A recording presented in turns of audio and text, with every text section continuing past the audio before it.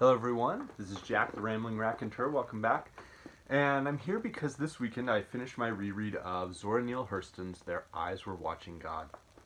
Fantastic novel, first published in 1937, kind of at the end of the sort of Harlem Renaissance period of African American writers.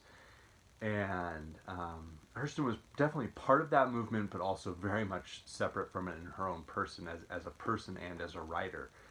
And it had been a long time since I read this book. I think, I was thinking through it, and it was definitely more than 15 years, but fewer than 20. I first read it in high school, either junior or senior year. It was on that list of like recommended texts for the AP exam.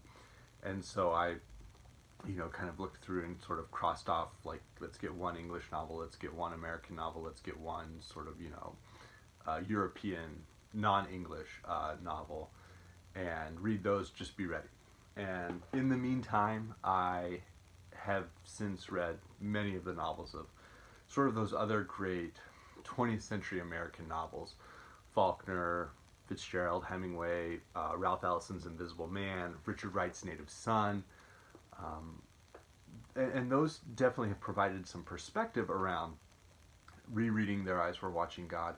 But there's also things in my own personal life that made the reread caused me to pay attention to different details, pay attention to different perspectives that I didn't when I was 16 or 17 sitting and reading it for the first time.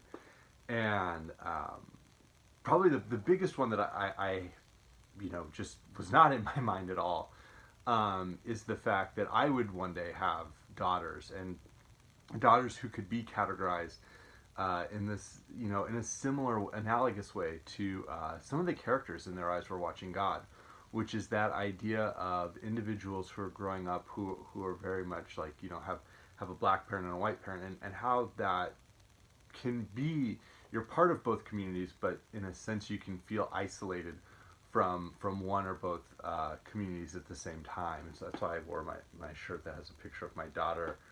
She grabbed a pair of my sunglasses when she was about 2.5. She grabbed a pair of my sunglasses. We were going to go for a hike, and she put them on and came walking out and had her hands in her sweatpants. She goes, "Dad, look at me, I'm cool." And so we got, I took a picture of her doing it, and then my wife printed it for me on a t-shirt. But I didn't have a daughter who would have, a black mother and a white father the way that, some of the characters in Their Eyes Were Watching God do, and how that really affects the relationships they have with other characters. Now, not in the same way, because, and this is one of the things that made me take pause, was in the first 30-ish pages, it's not belabored at all. But it's very clear that the main character, Janie's grandmother, was flat out raped by a white man who had owned her as a slave, and that she ran away during Sherman's march because she didn't want to suffer the wrath of other, slave owners or the slave's wife, the madam of the plantation. And then her own daughter then was also assaulted by a school teacher, and so Janie is raised by her grandmother, and is just physically, the other people, other peers can see she's not fully black. She's not she doesn't have the genetic ancestry that reveals physically some differences. Her hair is, I had never paid attention to the way her hair is described, how it is described as being less tightly curled and coiled, and having some different coloration, some different texture, and that's why her second husband then is sort of causing her to wrap it up and wear it up in a hair tie so that other people don't see it. And then the interaction she has with Mrs. Turner in the probably the final third of the novel, who also is, has clearly had some type of what's likely, from what we know of that era, likely was some type of assault among her ancestry, and that's why some of her physical characteristics appear to be less black, and then how that interplays within the entire communities, plural, throughout the novel. So there were some things I really paid attention to that I had not when I was reading it at 16. But there were also some things that sort of made me take pause and just reappreciate what an absolutely powerful writer Zora Neale Hurston is. And so I wanted to share the first two paragraphs of the book. Ships at a distance have every man's wish on board. For some they come in with the tide. For others they sail forever on the horizon, never out of sight, never landing until the watcher turns his eyes away in resignation, his dreams mocked to death by time. That is the life of men. Now, women forget all those things they don't want to remember, and remember everything they don't want to forget. The dream is the truth. Then they act and do things accordingly. And it's just, okay, that's a great opening line. I know some people go on and on about the prose of various American writers and stylists or writers in any language. Those two paragraphs stand up with the beginnings of pretty much any novel, certainly in the 20th century and certainly in 20th century American literature. And people who want to sort of put in Their Eyes Were Watching God as like a important because it's written by a woman or important because it's written by an African American, it is totally valuable and valid for those reasons, but it's also just a fantastically written book. It characterizes, there's sort of a really interesting juxtaposition, which is that Hurston writes that type of prose. And pretty much anytime there's an interlude, she drops in language that is just so like full and powerful. When God had made the man, he made him out of stuff that sung all the time and glittered all over. Then after that, some angels got jealous and chopped him into millions of pieces. But still, he glittered and hummed. So they beat him down to nothing but sparks. But each little spark had a shine and a song. So they covered each one over with mud. And the lonesomeness in the sparks made them hunt for one another. But the mud is deaf and dumb. And I mean, just the way the language rolls out and just feels like the tide rising in and falling back, and it dips into rhythms and in your mind and not just on the page. And Hurston's such a powerful writer, but she juxtaposes that type of writing, that type of very thoughtful, intentional prose that probes at our perceptions so thoroughly with character dialogue that is 100% colloquial. So her characters, it's not just written in a way where their vocabulary is sort of that rural, itinerant worker or small farmer or small town, citizen vocabulary, but it's actually like I, instead of the letter I, it's A-H, ah, and them sometimes is D-E-M, dem. And so the spelling of the dialogue is fully colloquial. And so you have this highly realistic, highly colloquial, like regionally flavored vocabulary, coupled with sentences like those. And I think it's amazing because what it reveals is that Hurston captures the language of her time while revealing that, look, just because you were an African American who grew up in the South in the early 1900s, your mind is just as human and just as capable of creating that type of language, of rising to the heights of any writer in the U.S. in the 20th century. And so I think that juxtaposition was really incredible. There is definitely, I think, an intriguing development, and I don't know how intentional it is, but there's an intriguing development among the three husbands Janie has.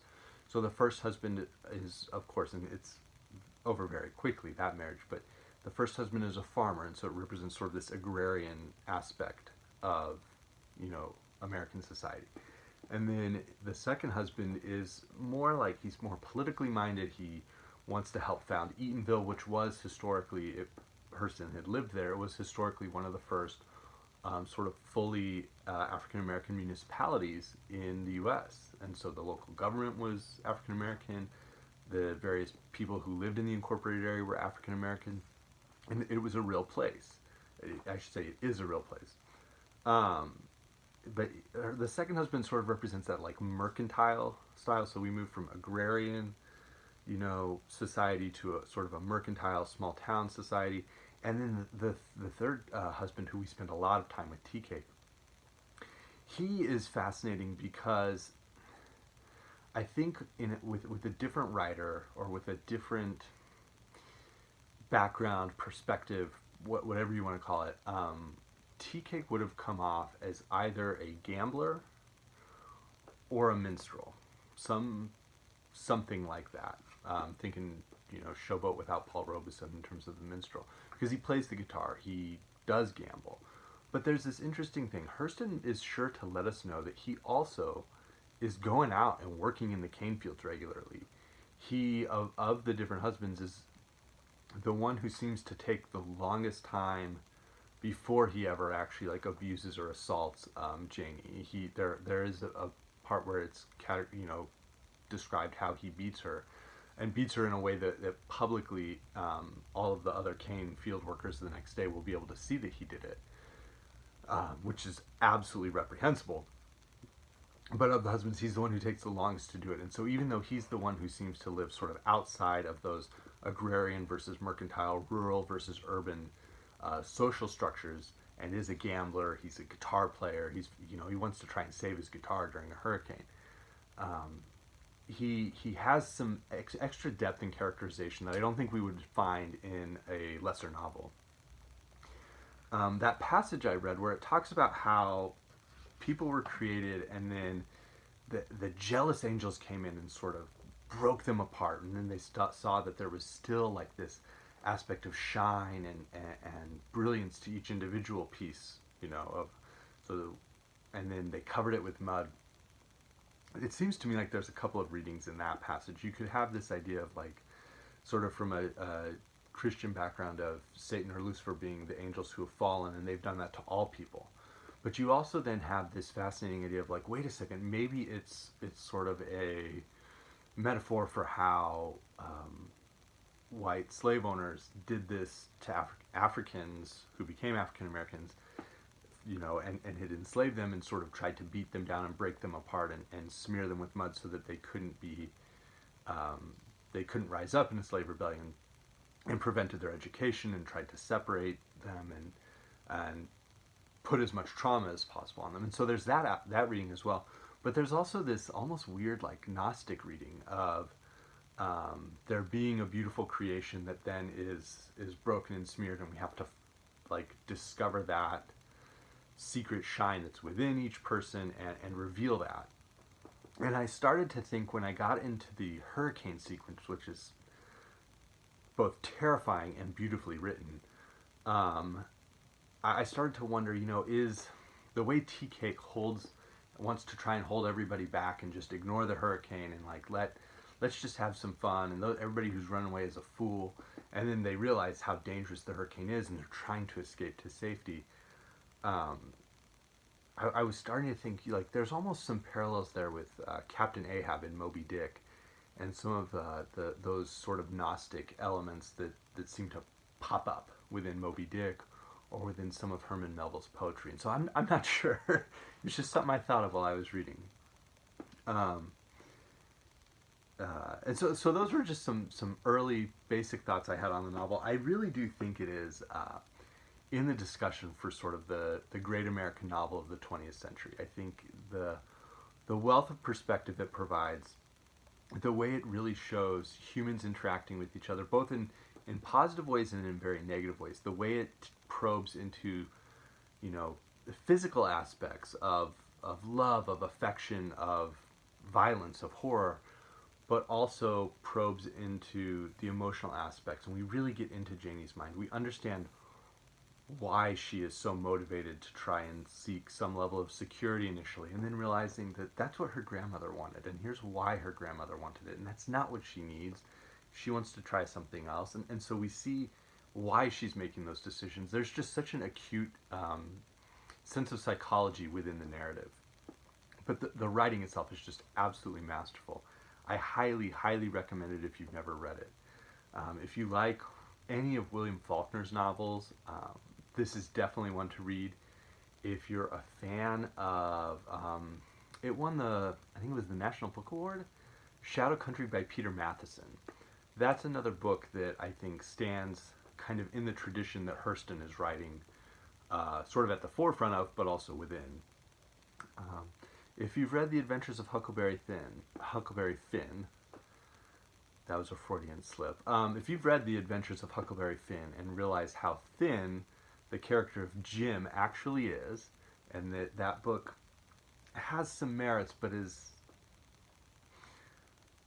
without a doubt not the best portrayal of an African American character in the person of Jim. If you've read that, take a couple days, read Their Eyes Were Watching God. It's under 200 pages, and it's really a masterpiece of fiction and narrative in any setting.